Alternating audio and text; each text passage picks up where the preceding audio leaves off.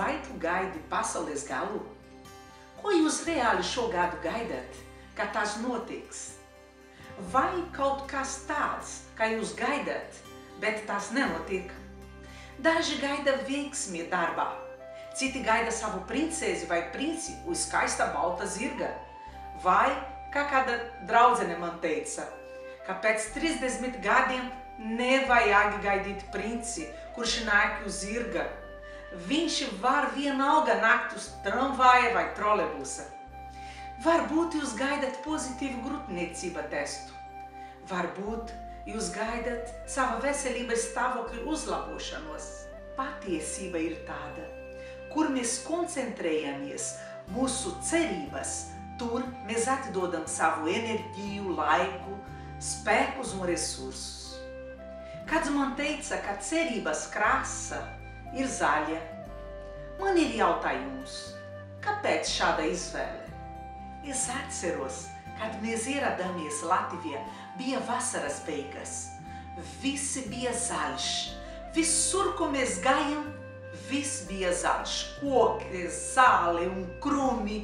Un arī šis zaļums atspoguļoja ezeros un upes. Tur viss kļuva zaļš.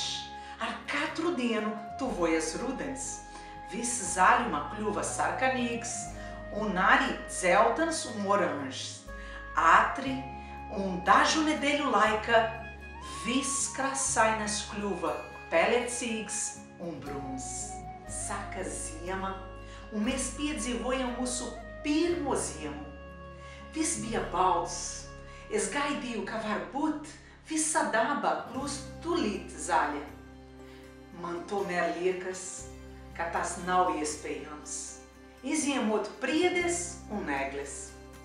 Esmu dzīvojusi 36 gadus savā mūžā Brazīlijā, un tagad diezgan stipri šaubījos, ka koki var atkal kļūt zaļi, bet pamazām viss kļuva atkal brīnišķīgi zaļš.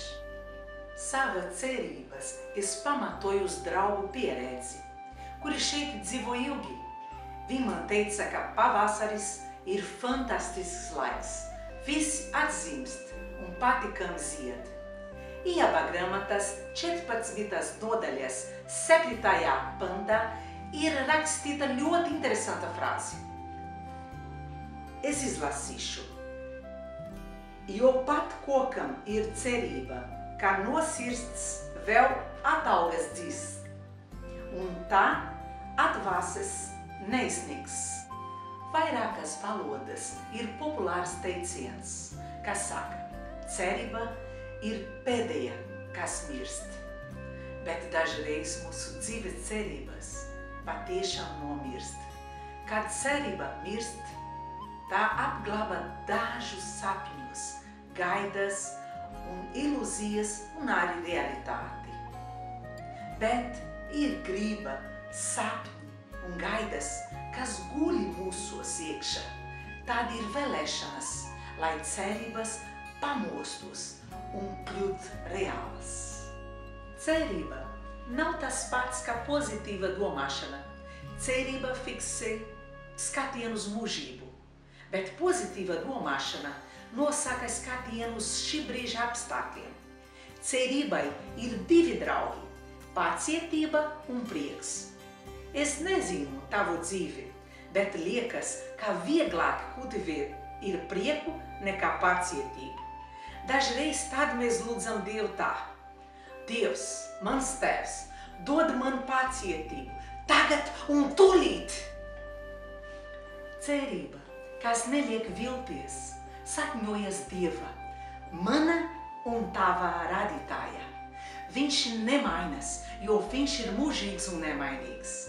Šonedēļ es tevi aicinu atjaunot vai atmodināt cerību, kas mīti tevi, un nebalstīties sava cerība uz cilvēkiem, tik trausliem, kā tu un es, bet mūsu cerību liksim uz dzīvo Dievu, mūsu Tēvu.